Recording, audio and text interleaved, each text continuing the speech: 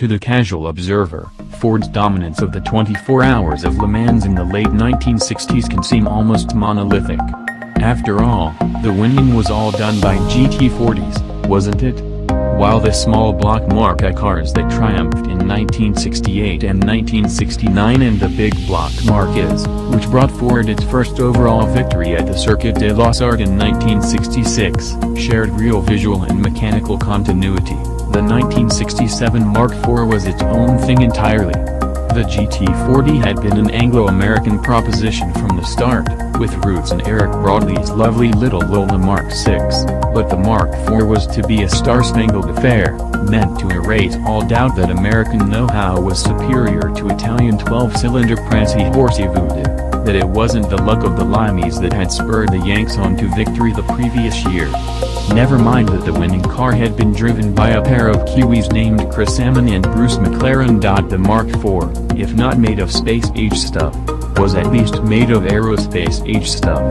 Its genesis was what Ford referred to as the J car, referring to Appendix J of the FIA rulebook, which laid out the specification to which the new racer would hew. The chassis was constructed of aluminum honeycomb with its segments bonded together.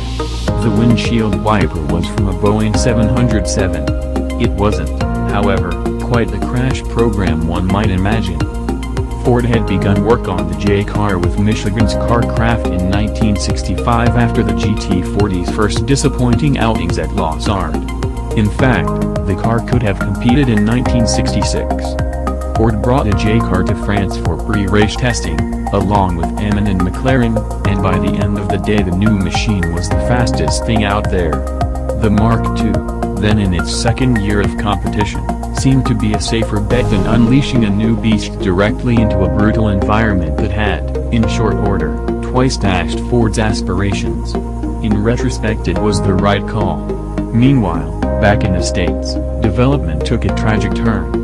During testing at the storied Riverside Circuit in Southern California in August of '66, driver Ken Miles was killed in a wreck.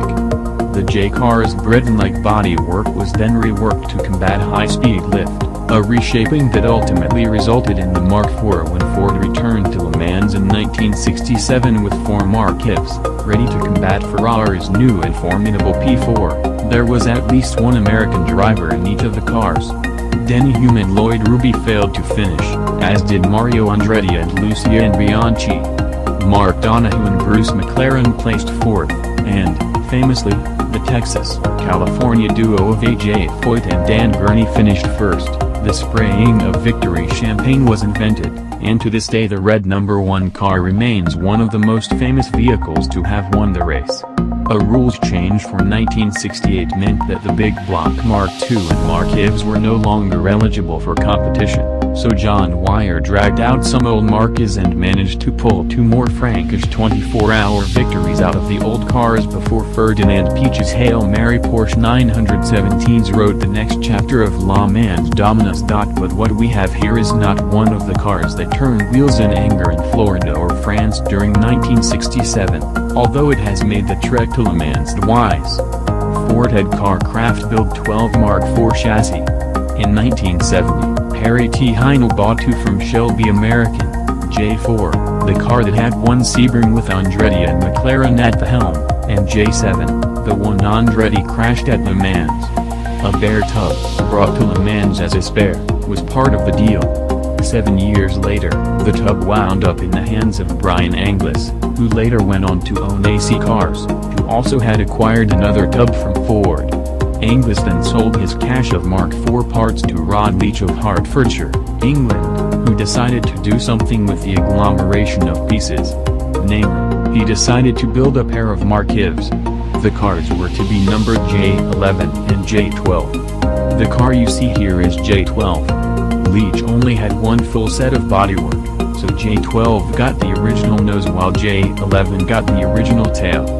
A tunnel port 427 cubic inch V8 was sourced for the car, and a correct T44 transaxle was found new in Creighton, England in 1984. 10 years after Leach and Angliss began the Odyssey, the car was finished in time to make demonstration laps at that year's 24 Hours of Le Mans, 2 decades after Gurney and Foyt's victory.Leach sold the car to the current owner in 1994, and in 2015 the FIA issued a historic technical passport, which allows it to run in FIA-sanctioned historic races, including the Le Mans Classic, although the car has yet to see competition. And while it may not have raced at Le Mans on the 10th and 11th of June in 1967, at least part of the car was in attendance. And that's worth something, isn't it? If it's worth enough to you, the car will be offered at Gooding & Company's Amelia Island auction next month.